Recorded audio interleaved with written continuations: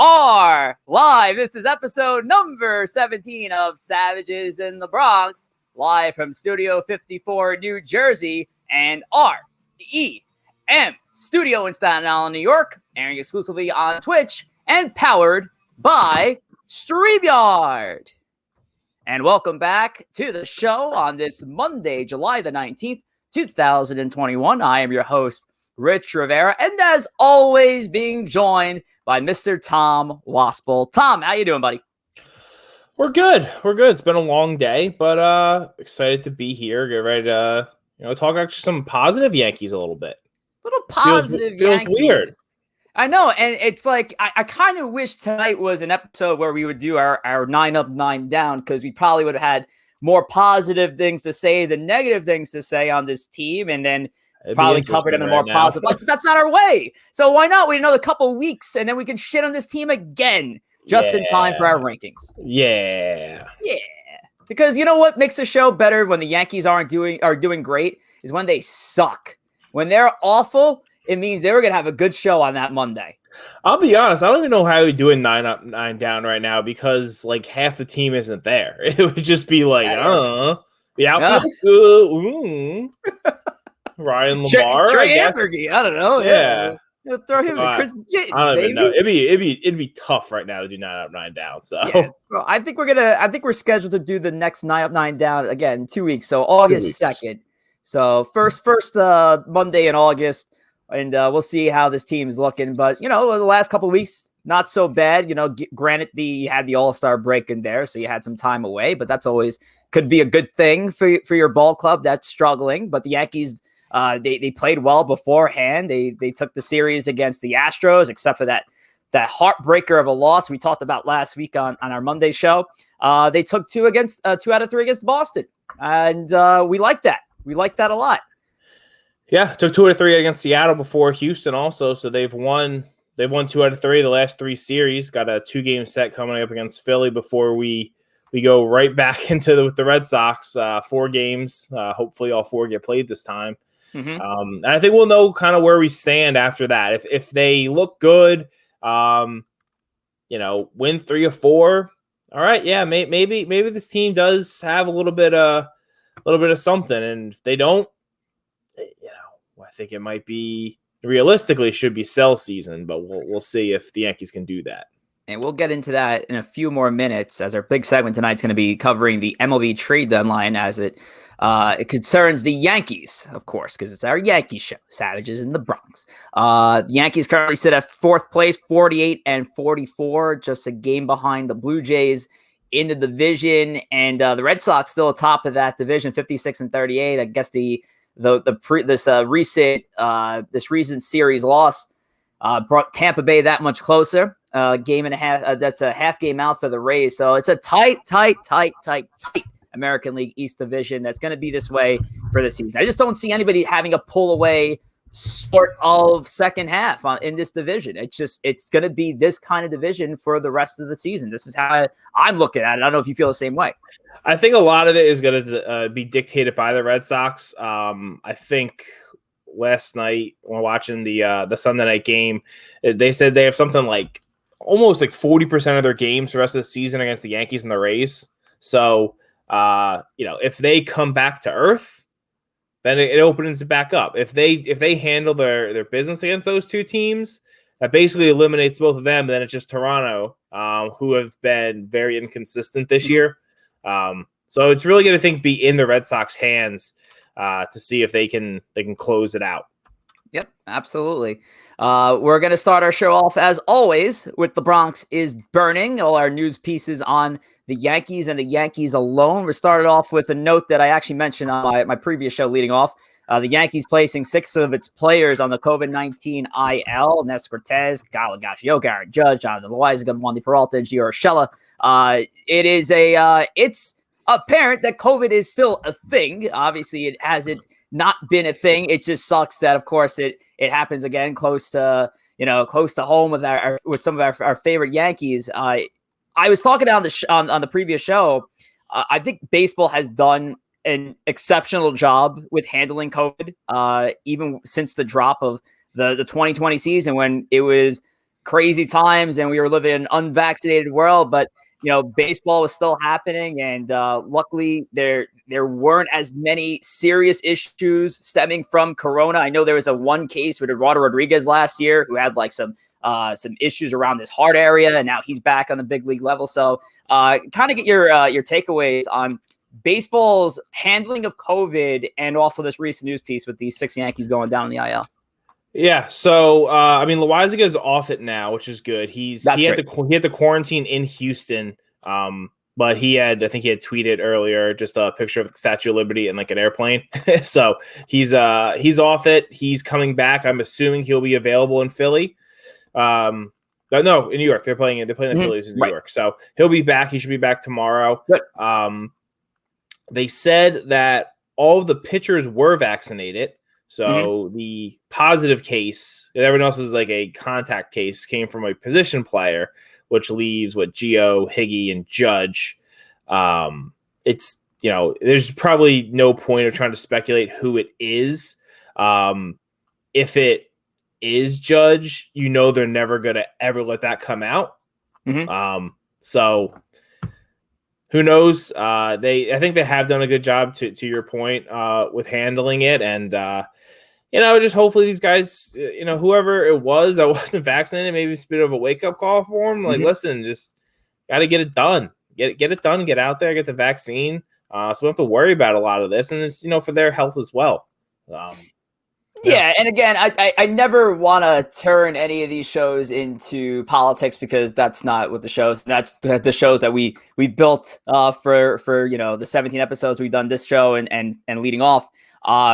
Yes, baseball I think has done a great job with the handling of COVID, but if you want to put it this way, hey, like, listen, if you're going to be around 20 plus people in your dugout, maybe it is a smart idea to get vaccinated. I don't know, but I can't pass that sort of judgment either. At the end of the day, if that's the direction they want to go down, then so be it. And hopefully things don't spiral out and we can move on and play some baseball, which is what we're doing. We had the one canceled game on Thursday, which is that game going to be made up? What's the deal? I mean, I don't know if they have a date, but it has to get made up. It's going to be the easiest kind of game to get made up. It was against the Red Sox. They'll do it.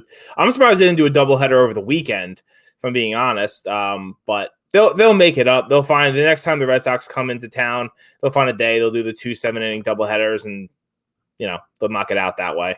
There you go. So we wish the best in the recovery for the Yankees. Obviously, as you mentioned, Jonathan Loaizaga coming back to the team. So that is good news. We're moving on to an injury note, and a very unfortunate one, to be honest. Tim LeCastro, who was just acquired, and I think last week was a Bronx's Burning news piece that the Yankees had just acquired Tim LeCastro from the Diamondbacks, and now he's going on the IL, where he's going to be done for the rest of the season after tearing his ACL, going for a play down the left field line, making the catch, and then coming down on his right leg, oddly. Tearing his ACL. It's so weird that, torn ACLs are such a football injury. You see torn ACLs like a dime a dozen in football. You don't see them that often in baseball, just by the nature of the sport. But in the last week, we've had 2 in the outfield, LeCastro, and then, of course, the all-world Ronald Acuna. So I hope speedy recovery for both of those guys. But it's so weird to see those types of injuries. You see some hamstring stuff, you see some oblique, you see shoulders, elbows, back, but you don't see a lot of torn ACLs. Right. And it came from 2 very athletic players, attempting to make very athletic plays, which I guess is why you don't see it as much in baseball. I know LeCastro, I think he's under contract for next year, so he will be part of the team in some capacity next year. Just going off the normal, again, I'm spacing torn ACL recovery times off football. There's been guys who have been hurt at the end of the year and come back beginning of next year. So hopefully he'll be able to, make a recovery and be back and ready to go. Didn't he finish that inning also, which is kind of insane? He got hurt, but I think he finished the inning like a psycho. I don't recall if he finished the inning, because he came down hard. So I didn't think he was able to even put weight on his leg. So I don't know if he did. I saw the play. I didn't watch the inning. I was a horrible Yankee fan this weekend. A lot of stuff going on, but I didn't see the play. So forgive me if I'm wrong here, but it seemed like he came down hard and he was like having a hard time getting up. Obviously he just tore his ACL. But yeah, I don't know if he finished the inning, but if he did, badass, and kudos to him. And it's like one of those scrappy Yankees that I was hoping to come to this team. Like, I love scrappy ball players, and he would have been that guy. And I thought he was a good fit for this team, despite being a right-handed bat. It's a damn shame. Yeah. Listen, we're as with the COVID IL right now, we're kind of full of those guys. This is a different brand of baseball we've been watching over the past weekend. Right. Absolutely. It's a different brand of baseball. And hell, the Yankees amassed a winning series against the first place Red Sox with this C squad, if we might want to call them, the Scranton Wilkes-Barre Yankees at that. So it's been wild. It's been fun. But hey, it was that next man mentality that drove those 2018, 2019 seasons to success. And hey, maybe it's coming a little too late. We'll see what happens if we're going to be positive on our New York Yankees. And last note here, and a fun one, the Yanks attended Cole Hamels' showcase. This is a few days ago on the 16th. Cole Hamels, lefty, old guy, used to pitch for the Phillies and won a World Series with them, actually. Cole Hamels also lost a guy World in Series pinstripes. with them. Just pointing that out. What'd you say? So he also lost a World Series with them. Also lost the World Series to them. That's the more important one. That's the one we care about the most. Yeah, fuck you, Cole. Cole Hamels, do you see this man in pinstripes? Probably not. I mean, I'm sure every team was there to see him. The last one of these things they went to was Kluber's, and that ended up them signing him. I don't know. I mean, it's not something it could probably hurt them to bring on another starter, especially because right now although granted Nestor Cortez is the greatest living Yankee in a fifth spot, but what is that? What is it? The alcohol that we have in the Rivera household is great. So this is a Seagram's strawberry daiquiri. A Seagram strawberry daiquiri is what we've gone with on Savages. I was hoping to drink this while you're mid-rant so you wouldn't have to point it out. But I did. This is way above the rant. So. Everyone should see that. Okay. I don't know what I was saying, and it doesn't matter. Cole Hamels. Yeah, I don't know. Maybe they could probably use him. I'm sure a lot of teams could use him. It'll come down to probably a lot of like what Kluber did. Who really likes him? The Yankees paid a lot for Kluber, and it worked out really well until he got hurt. See if a team falls in love with Hamels, thinks that he can maybe make a difference to help them get over the hump. I don't see him being a playoff starter, someone you're going to be handing the ball to in game 2 of a playoff series. But if a team needs a fourth or fifth starter right now, and they figure they can get some innings and win a couple games out of Hamels, I could see him helping a team. Rich, I don't know what I'm saying right now. Just go to the goddamn liquor store because you clearly need help. So, yeah, Cole Hamels. Last pitch with the Braves in 2020, an 8.10 ERA, but it was only one game. He only pitched one game, and then I think he was done and lost for the rest of the season. Be an interesting move. I don't think the Yankees necessarily need a guy like that. I do love Nestor Cortez. He is my favorite little Yankee. He is like the Bartolo Colon kind of pitcher that the Yankees have needed on this team. Guy to rally around and love. And I'm with that. I don't see Cole Hamels being a Yankee per se, but yeah, there'll be a team that's going to toss him a bone out there. You never know what kind of veteran leadership you can get out of a 37-year-old. Believe it or not, I can't believe he's still 37. I thought he was like at least in his 40s. But Cole Hamels, showcase, Yankees attended. Cool stuff. All right. Well, anyway, you can follow us on Twitter and Instagram at Savages Bronx. You can follow Tom at Wospil54. And you can follow me at Rich J. Rivera. All right, let's get into it, Tom. The MLB Trade Deadline is looming closer, and I know we've been talking about possible trades the Yankees could get involved with, or certain players they can look at.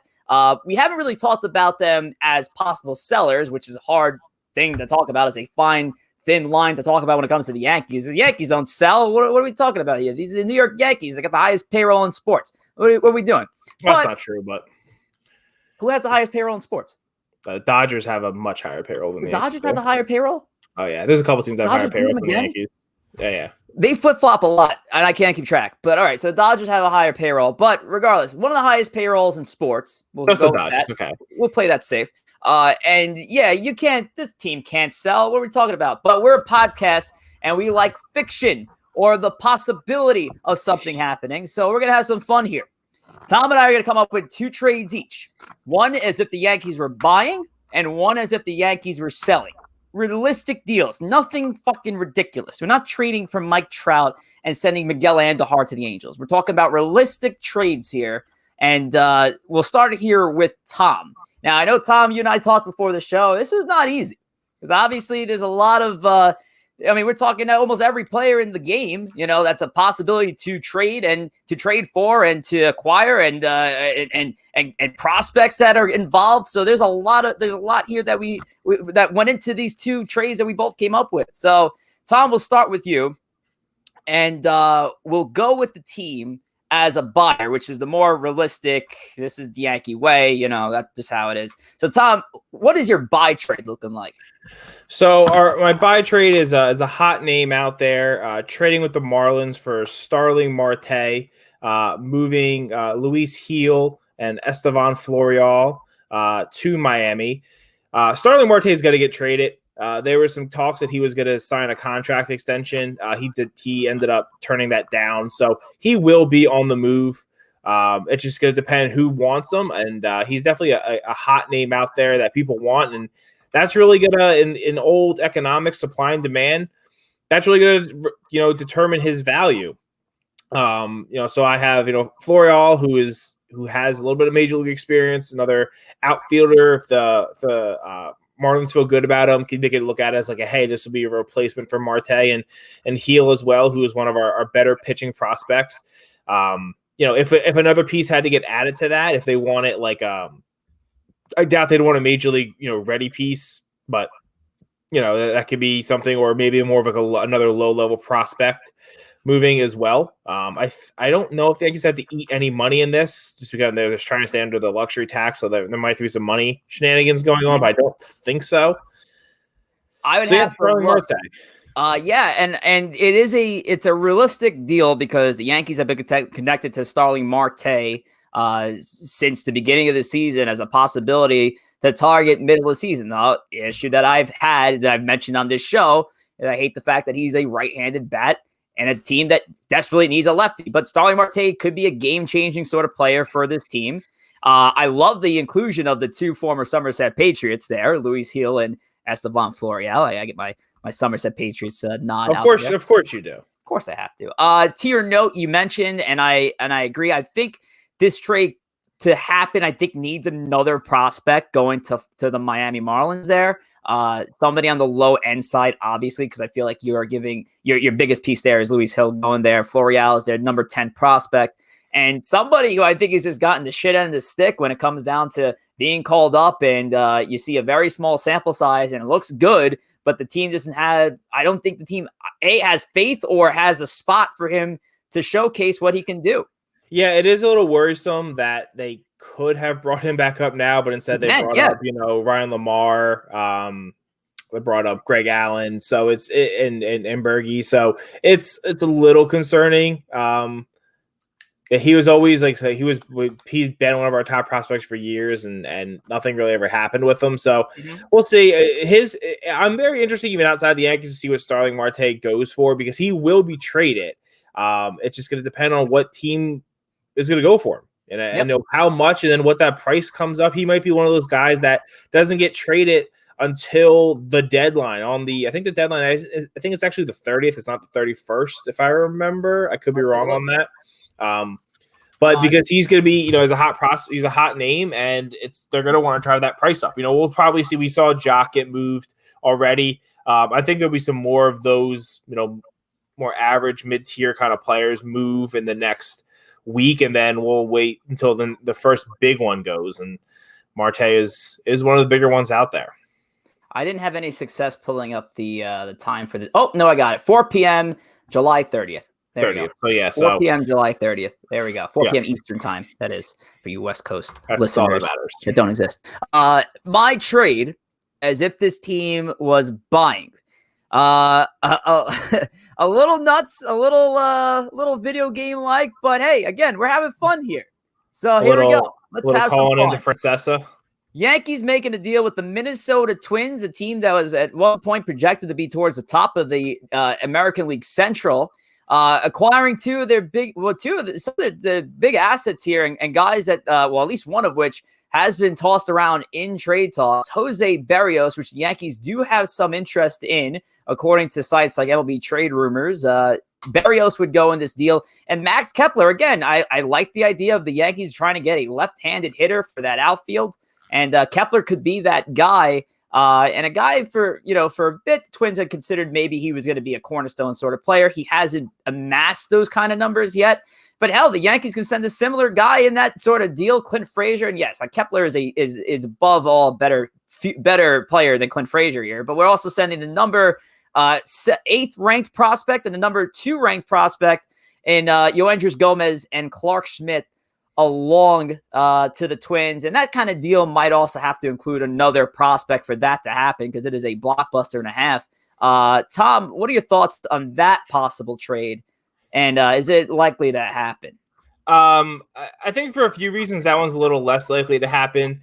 Clint Frazier is going through his issues right now where they're trying to figure out, they ruled out the vertigo. They're doing other tests on his eyes. So he's a real question mark at this point. We're even outside of his play in the field, which has been bad, but a lot of it can be tied to with his issues going on. So yes, I think trading for him is a big question.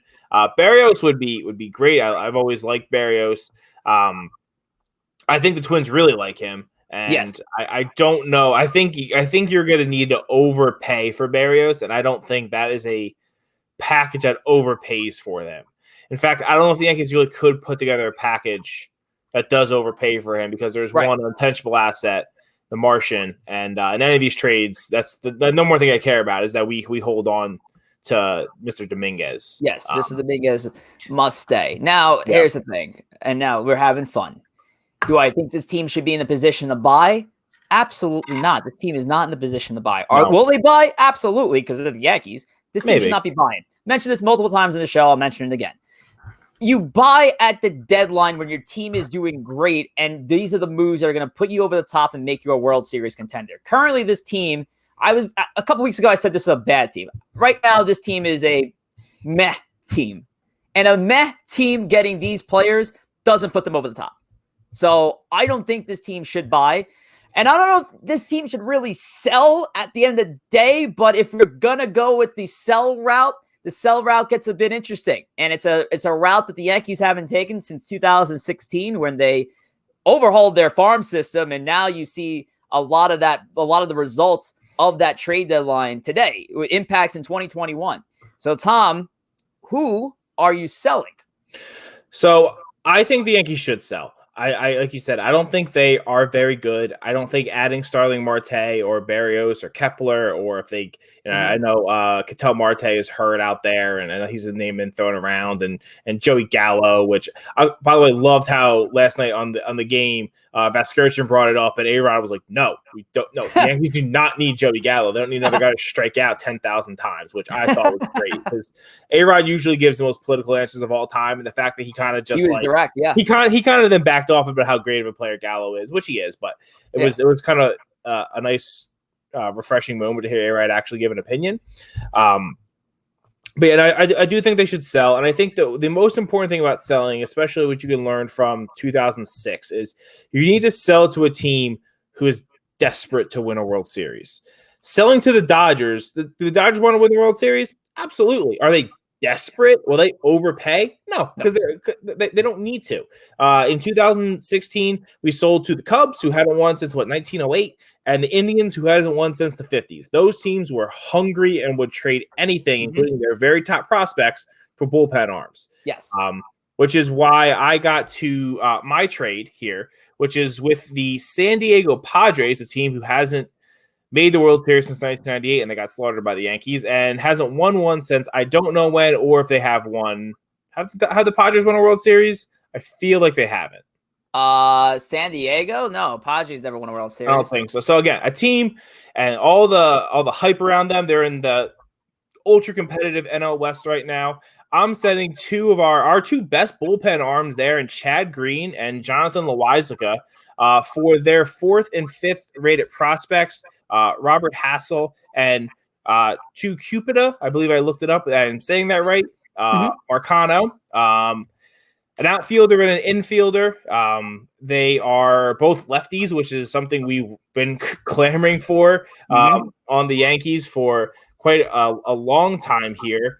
Hassel was their first round pick last year, so definitely someone they have a lot of high hopes for. And Marcano was a international signee back from 2016, so he's a little bit older. Not that he's 21. But I think those are the kind of guys you look for, and more importantly, those are the kind of teams you got to look for to make a move with. If the Padres want something else, if Zach Britton looks good over the next few weeks, because he's back now, give him Britton. If they want, if they want Litke, if they want whoever else, our assets are the bullpen. There's no one really on the position players that I think people would trade for. There could be, there are some possibilities, but a lot of those come with question marks. Where Loizica, Green, if you want Britton, if you want Litke, whoever you want, those aren't really question marks. Those are studs that are going to help you fortify your bullpen, help you possibly, if at least, to make the playoffs, because they have that tough. They've tough with the Giants and the Dodgers playing so well, and the Yankees starting to do some retooling. I mean, you're taking a number 4, number 5 prospect from a team that are both left-handed hitters for 2 relief pitchers. I'm in. I'm way in for that trade, 100%. And I love Chad Green. I love what Johnny Lasagna has been doing. But absolutely love those 2 players are big helps for that team. And you mentioned Robert Hassel, who is the number 1. There was the first-round pick for the Padres last year. Yes, and this name again. You got to go for it again, buddy. Tucupita. To Cupida. Like Cupida. I love that. Cupid. All right. I love that. All right. I love Cupid. But to Cupida Marcano, out of he's currently playing with the El Paso Chihuahua AAA team. What a name, the El Paso Chihuahuas. Wow. But yeah, I mean, he's in AAA. Like, he's someone, he's a major league kind of ready guy. Like, he's someone who, if he wasn't on the Padres, he'd probably be in the in the show right now. They got pretty stacked infield, so I don't think he's going to be taking Tatis's or Manny Machado's spots. So he's kind of blocked. So he's a piece that they probably will want to move if they want to move someone. Hassel is against a little bit of a more of a stretch. I do think if they only wanted to move one of them and they don't want to move Hassel, which makes sense, I think Marcano, I don't know if I'd trade these 2 for that, because I think you could trade one of them and then maybe one of our like decent prospects, or again, if they want like Green and Britton, something like that. Now, the move I would also do. And if you don't think that's realistic of the Padres trying to make a move to get 2 relievers for prospect players, I mean, if you turn the clock back to August of 2020 last year, they made a certain deal acquiring Austin Nola, who's a catcher, but Dan Altavilla and Austin Adams, 2 relief pitchers, had to send over Taylor Trammell and Andres Munoz and Ty France and Luis Torrens, a couple of those players making impacts for the Seattle Mariners. So the Padres are definitely capable of making that sort of move for multiple relief pitchers. That's been done before. Now, Marcano, people are going to ask, well, how is he defensively? He's a shortstop. We kind of could use the defensive upgrade at that position. Well, they're saying defensively, the Padres are convinced Marcano can remain at shortstop. He's got quick hands necessary to be a solid defender. His arm projects as merely average, and that could be a force to move him to second base. So maybe not the best option, but as far as hitting goes, he hit 366 at the lower levels in his first full season with the minor league club in San Diego. So interesting deal there, Tom. Thank you, Richard. Interesting deal. All right, we'll get mine in there. The sell trade for the Yankees from general manager Rich Rivera, and it's going, and we're going to deal with the Chicago White Sox, folks. I like the idea of trading Chad Green there, Tom. I think the Yankees have enough bullpen arms, and listen, you can also strike gold with somebody else through the farm system, but Chad Green has definitely been a stable force for years, and I like this idea of trading Chad Green and a guy who's been hot over the last month and a half. Strike while the iron's hot, because you never know if this guy's going to fucking come back down to earth. No, I know. He will come back down to earth. Gary Sanchez. I'm trading the Kraken and Chado to the White Sox. I'm taking on Matt Foster, who last year had a sub-3 ERA on the big league level in the shortened 2020 season. This year, not great, but you're taking on a major league relief pitcher here. Of course, he is not the centerpiece going to the Yankees. Luis Gonzalez, who is not related to the Luis Gonzalez who fucked on the Yankees in 2001. Outfielder who does hit left-handed and the number 10 ranked prospect in the White Sox system, and a first baseman, Gavin Sheets, who recently made his big league debut. For you Diamond Dynasty players, he is also he's got a tops and out card, so that's that guy. Gavin Sheets, left-handed hitter. Luis Gonzalez, left-handed hitter. Kind of sticking with a trend there, Tom. Trying to bring in some left-handed bats for this team. That's what I got there. The Yankees trading with the White Sox. I think an interesting move. Again, Green, Loaizaga are our two best assets. I think we could get more for Green, in all honesty. Gary the Yankees are in an interesting spot with Gary, right? They really have to, shit or get off the pot with him. Do they want him to be the future? Or are they ready to move on? If they're ready to move on, then yeah, I would trade him. And I love Gary. We're a Gary pod here, big Gary fans. But if they don't want to resign him, if they don't think he's the future, now granted, they don't have to resign him to a 7-year contract, but if they don't want to offer him a 3 or 4 year contract in the offseason, and someone wants to take on the chance, again, Gary gets hot. There is no better hitting catcher in the league if he's hot. Yes.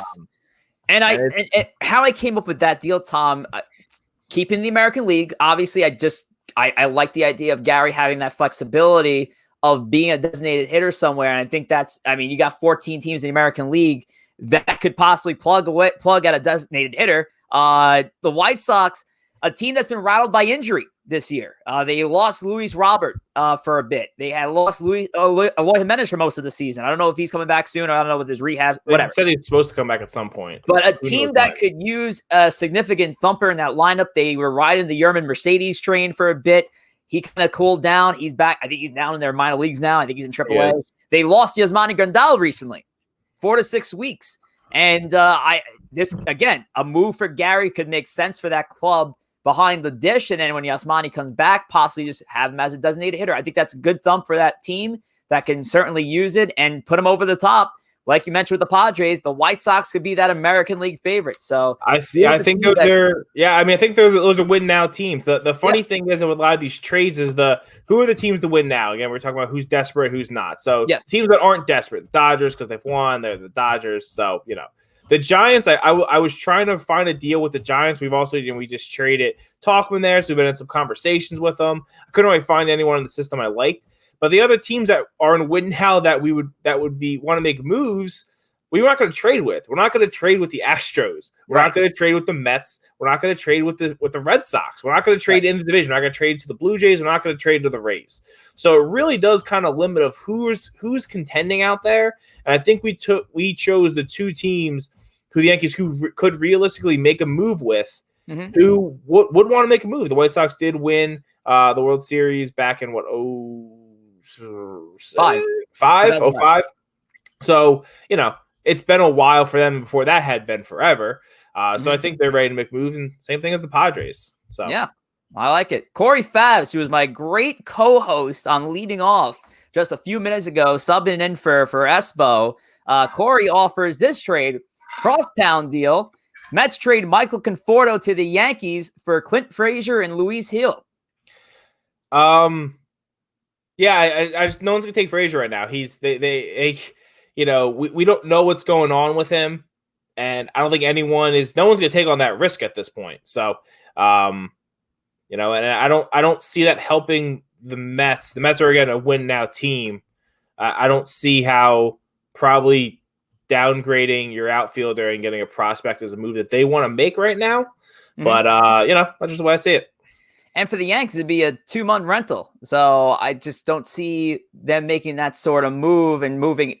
Again, Clint Frazier, I think, has devalued himself. But Luis Hill for a 2-month rental, that, again, is not going to put this team over the top, isn't the move. Yeah. Now, maybe Corey said this in jest, because I know Corey, and I love Corey. Corey did a great job of leading off, which, of course, you guys listen to every Monday night, 7 p.m. Eastern time. With my normal co-host, Espo, who'll be joining us. The biggest thing for the trade deadline, and then we can close it out here, is whoever if they do buy, it needs to be someone that is going to be part of the team. They should in no way take on a 2-month rental. They are not that team. If you want to bring in someone who you think, wants to sign an extension, I know Marte, I think, actually is up after this year. But if you think you maybe want to resign, then go for that. I wouldn't go out and just get a pure rental kind of guy, because I just don't think that is where this team is right now. Almost similar to what the Mets did with Marcus Stroman a couple of years ago. The team wasn't really in it, and they made a surprise deal for him, but it was more of a long-term sort of trade. It was more of for sustainable success, and Stroman at least has panned out for the Mets so far in this 2021 campaign. What's up? I love Marcus Stroman. I just wanted to throw it out there. Could have been us, man. Just that could have been our guy. Could have been our guy. Sure could have been. But coulda, shoulda, woulda. We'll get into it more. Obviously, we have one more show before the trade deadline, so I'm sure there's gonna be some last minute deals that we can spin up, or some rumors. So we'll talk about that more on next week's edition of Savages in the Bronx. But hey, our show is brought to you by Sincerely Allie Studio. If you didn't know already, since 2020, Sincerely Allie has been customizing scented candles, wine glasses, coffee mugs, and much, much, much, much, much, much, much, much more. Make sure to check out her Etsy website at Sincerely Allie Studio, and follow at sincerely.allie. That's with 2 E's on Instagram, and that information's on the ticker below. And for all things for your self-care needs, Sincerely Allie. And our next and final segment of tonight's show is brought to you by Sincerely Allie Studio. It is a player to be named later. Yeah. The player to be named later is our bit where Tom and I try to stump each other with a few clues on a former or current Yankee. The current Yankee might be a little too easy, but we try to run down. You know what? There's some guys right now who, if I threw if my guess was Ryan Lamar, we might have some hard times finding him. Yes, absolutely. Some of these, I mean, we're going to be talking about a lot of player to be named later when some guys come off the COVID-19 IL in a couple of days. But yes, so anyway, this is our bit. We always, every other week, we try to get this one out there. So, Tom, you want to start us off with your player to be named later? Sure. Right. Let's see. We'll just start with this bit. This person's a pitcher, and he had 2 different stints with the Yankees. Scott Proctor. It is not Scott Proctor, but what a pull for Scott Proctor. Wow. Yeah. Love that. Okay, where do I want to go? I have 2 things. You're not going to get it after this one, so I'll give it to you. This individual threw a no-hitter in the Yankees minor league system. Oh, damn. Shit. Let's go with Bob Wickman. Well, it's not Bob Wickman. Okay, so the main reason, the no-hitter thing, I kind of pull because I do like that fact about this individual. But okay, I chose this one for today because he is someone who the Yankees made a trade deadline. So he made his debut with the Yankees. That's where he made a major league debut. But he then left. He was traded in the offseason. He was then later brought back as a deadline day deal, and was traded the next year, not at the deadline, but very close to the deadline. In 16 and 17. He was in 16, we traded for him on the 31st. 17, we moved him. Actually, if you can believe it. Is it Adam Warren? It is not Adam Warren. Oh, who is it? He was traded away 4 years ago to the day. Wait, hold on. 4 years ago to the day. We traded him away. David Robertson. David Robertson was in this trade. Tommy Kahnle. No, again, he came in 2017. We moved this player away in 2017. He was in that trade. Who the fuck else was in that trade? Oh, Tyler Clippard. Tyler Clippard. Man. Tyler Clippard threw a no-hitter for the Trenton Thunder. There's my Trenton Thunder plug for today. Okay. And, deadline deals Wow. all around. Tyler Clippard. What a good trade for that was for the Yankees, though. Bringing in the Todd father, bringing Robertson back, and Canely, who was so good for, Clippard was the major league piece of that one, along with Blake Rutherford, Ian Clarkin, and Tito Polo, which Tito Polo was a name. That is a hell of a name. I wonder how Tito Polo's doing nowadays. Damn. Yeah. All right. Tyler Clippard. Right. That's a good one. That was a good one. All right. So, I had one guy I was going to go with, but I like that you stuck with the trade deadline. So I've now decided to change my player to a guy that was part of a trade deadline move going to the Yankees. So my guy wore the number 39 and pitched in 2 seasons with the Yankees in 2005 and 2006. So you already got 3 clues in one. 39 for the 2005 Yankees. He was a trade deadline acquisition, as I mentioned.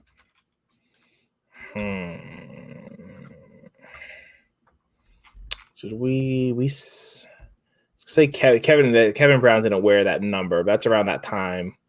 Kevin Brown wore number 27. Yeah, so I don't think that's not it. Not Kevin Brown. We talking starter? Or we talking reliever here? All right, starting pitcher, and he was acquired by He was acquired from a National League team. A National League team. Starting pitcher, National League team. Jeez, this is like.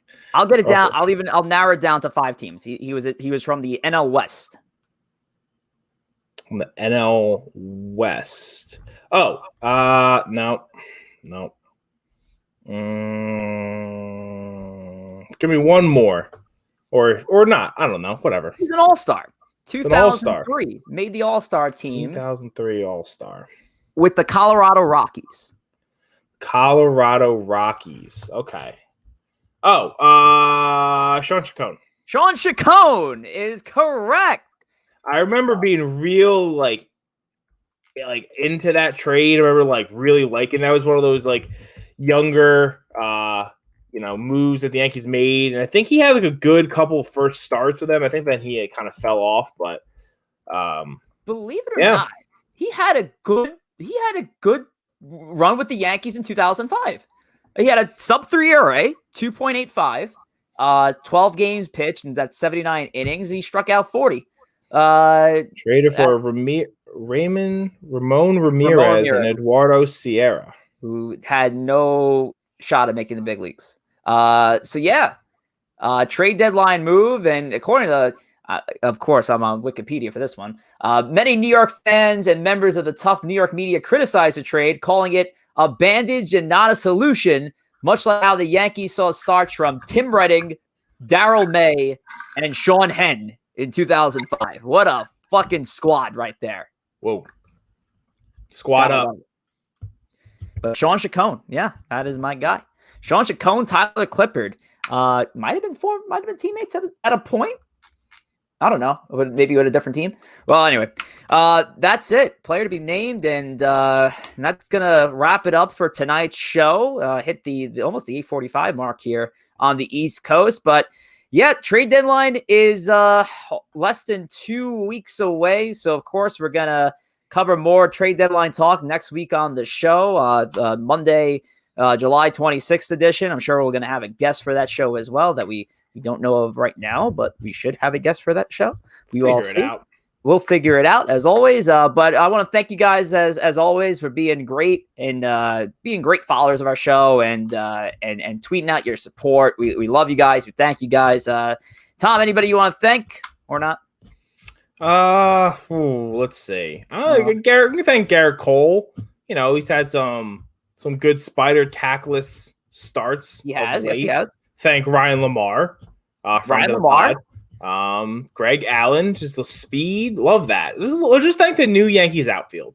I bet a lot of Yankee fans read that ESPN score update as LeMahieu hitting that 2-run home run and not Lamar hitting the 2-run home run. And I say that because I was one of those Yankee fans who read that as LeMahieu first and not Lamar. Your reading comprehension skills aren't great, and if you're a good fan, you've been watching Ryan Lamar hit that nice little opposite field home run. My reading skills are second to none, Tom. So thank care and take you.